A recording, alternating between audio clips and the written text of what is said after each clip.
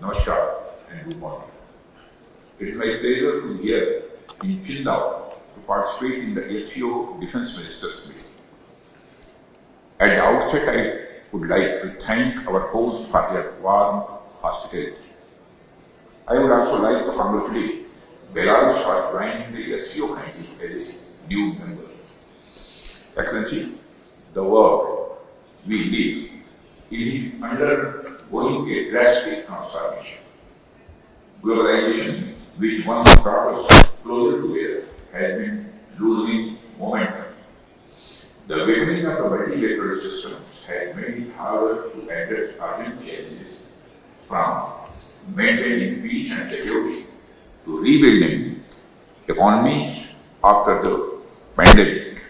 At the same time, competition between major powers is intensifying, with trade and technology being increasingly used as tools in geopolitical rivalries.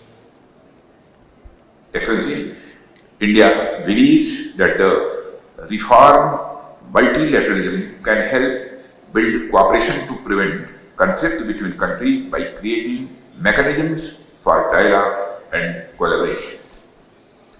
No country, however, large and powerful, can manage alone. In fact, the very idea of the global order, or indeed of multilateralism, is the assumption that nations have to work with each other for their mutual and the collective benefit. This is also reflective of our age-old Sanskrit saying, Che Sarva Jana Sukhino Bhavantu, which implies peace and prosperity to all.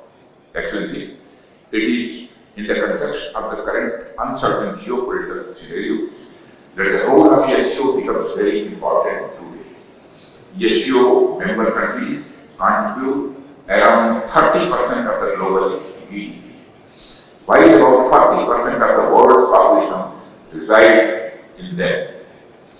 We therefore have a collective stake to create a safe, secure, and stable region that can contribute towards progress and improvement of our people's lives.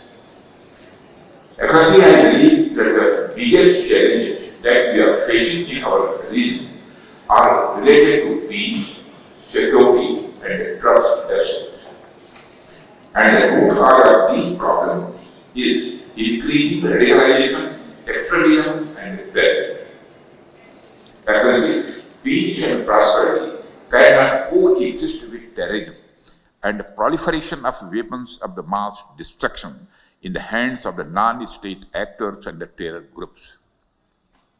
Dealing with these challenges require decisive action, and we must unite in our fight against these evils for our collective safety and security. It is imperative that those who sponsor, nurture, and utilize terrorism for their narrow and selfish ends must bear the consequences.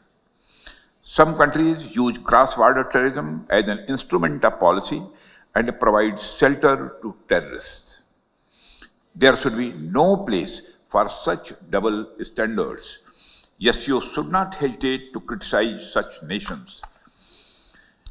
India's zero tolerance for terrorism is manifest today through its actions. This includes our right to defend ourselves against terrorism. And we have shown that epicenters of terrorism are no longer safe, and we will not hesitate to target them. We should also take proactive steps to prevent the spread of the radicalization among our youth. The RADS mechanism of SCO has played a significant role in this regard. The joint statement of the Council of SCO heads of state on countering radicalization leading to terrorism, separatism, and extremism, issued during India's chairmanship, symbolizes our shared commitment. Excellency, we should seek to counter the technology used by terrorists, including drones, for cross-border smuggling of weapons and drugs. In our interconnected world, traditional borders are no longer the sole barriers against threats, and instead, we face an intricate web of challenges that range from translational terrorism and cyber attacks to hybrid warfare. These threats do not respect national boundaries, and they demand a unified response rooted in transparency, mutual trust, and collaboration. India reaffirms its resolve to fight terrorism in all its forms and manifestations. On 22nd April 2025, the terror group, the Resistance Front, carried out a dastardly and a heinous attack on the innocent tourists in Pahalgam, in the Indian state of the Jammu and Kashmir. 26 innocent civilians, including a Nepali national, were killed. Victims were shot after they were profiled based on the religious identity. The Resistance Front, which is a proxy of UN-designated terror group Lashkar-e-Toiba, claimed responsibility for the attack. The pattern of the Pahalgam terror attack matches with LET's previous terror attacks in India.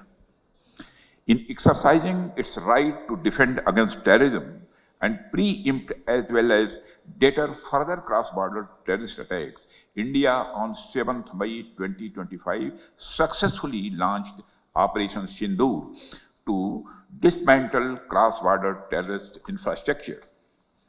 We reiterate the need to hold the perpetrators, organizers, financiers, and sponsors of reprehensible acts of terrorism, including cross-border terrorism, accountable and bring them to justice. Any acts of terrorism are criminal and unjustifiable regardless of their motivation, whenever, wherever, and by whomsoever committed. SCO members must condemn this evil unequivocally. Excellency, India is committed to increasing its connectivity with the Central Asia. Better connectivity not only enhances mutual trade but also fosters mutual trust. However, in these efforts, it is essential to uphold the basic principles of the SCO Charter, particularly respecting the sovereignty and the traditional integrity of member states. India has been consistent and steadfast in its policy in support of peace, security, and stability in Afghanistan. Our immediate priorities in Afghanistan include providing humanitarian assistance to Afghan people and contributing to Afghanistan's overall developmental needs. As Afghanistan's largest regional development partner, India continues to implement capacity building initiatives for the Afghan people.